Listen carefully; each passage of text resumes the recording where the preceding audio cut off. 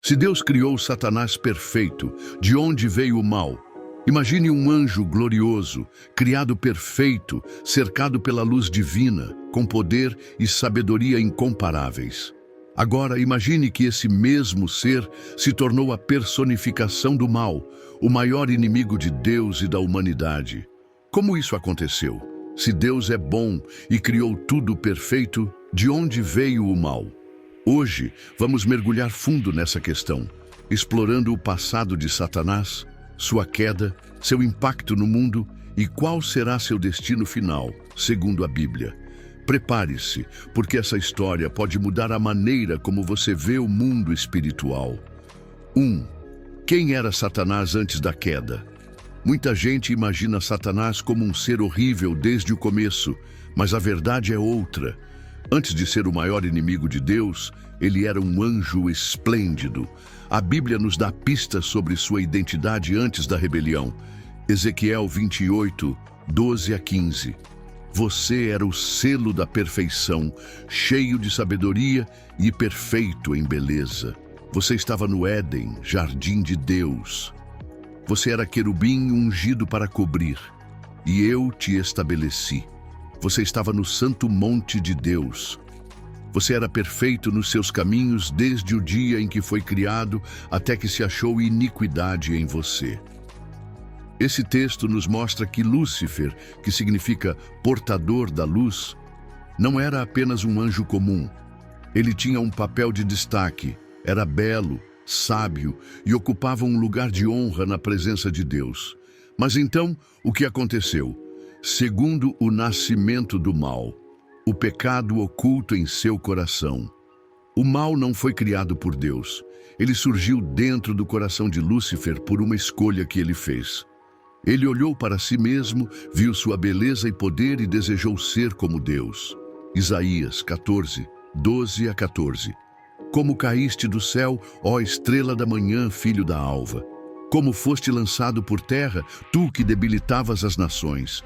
E tu dizias no teu coração: subirei ao céu acima das estrelas de Deus, exaltarei o meu trono, e no monte da congregação me assentarei, nos lados do norte.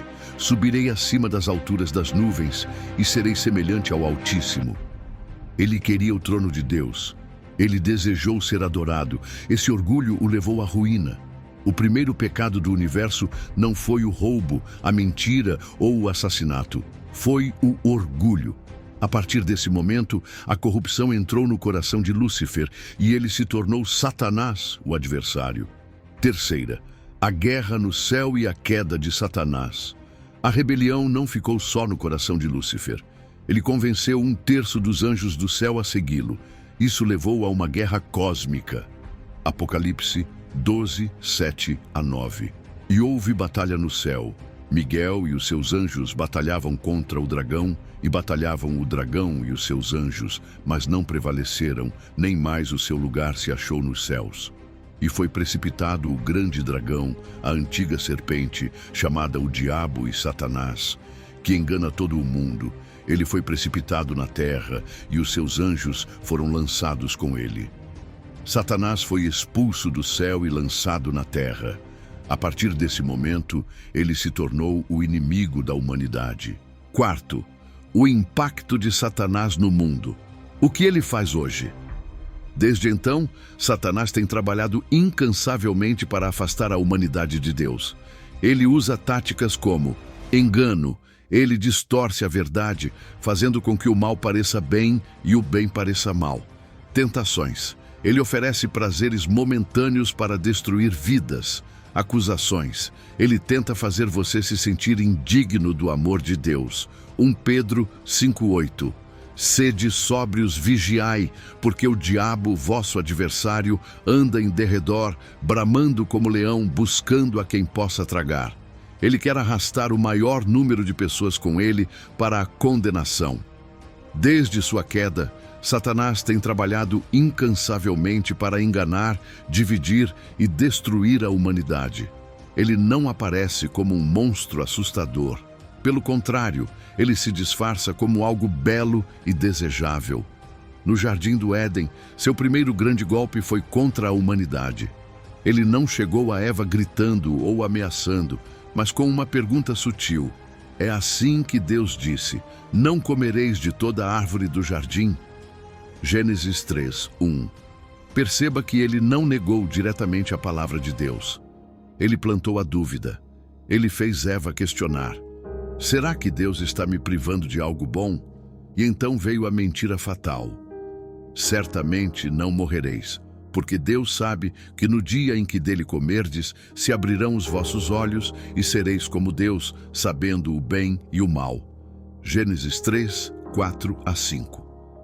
Eva caiu na armadilha e Adão seguiu o mesmo caminho. O pecado entrou no mundo, trazendo morte e separação entre Deus e o homem. Quantas vezes Satanás faz o mesmo hoje? Ele torce a verdade, distorce a palavra de Deus e faz parecer que o pecado não tem consequências. Milhares de anos depois, ele tentou enganar o próprio Filho de Deus. Depois de Jesus jejuar por 40 dias no deserto, Satanás apareceu com 3 tentações poderosas. Primeiro, apelou para a necessidade física. Se és o Filho de Deus, manda que estas pedras se transformem em pães. Mateus 4:3. Mas Jesus respondeu com autoridade: nem só de pão viverá o homem, mas de toda palavra que sai da boca de Deus. Mateus 4:4. Então, Satanás tentou apelar para o orgulho e a vaidade. Se és o Filho de Deus, lança-te daqui abaixo, porque está escrito: aos seus anjos dará ordens a teu respeito. Mateus 4:6. Mas Jesus rejeitou a armadilha: não tentarás o Senhor teu Deus. Mateus 4:7. Por fim, Satanás ofereceu o poder absoluto, mostrando todos os reinos do mundo e dizendo: tudo isto te darei se prostrado me adorares. Mateus 4:9. Diante disso, Jesus o repreendeu: vai-te, Satanás, porque está escrito: ao Senhor teu Deus adorarás e só a ele servirás. Mateus 4:10. Jesus venceu onde Adão falhou. Enquanto Adão cedeu à tentação, Cristo permaneceu firme. Isso nos ensina que podemos resistir a Satanás com a palavra de Deus e a obediência ao Pai. Resisti ao diabo e ele fugirá de vós. Tiago 4:7. Conclusão. Satanás, um dia, foi um ser perfeito criado para glorificar a Deus.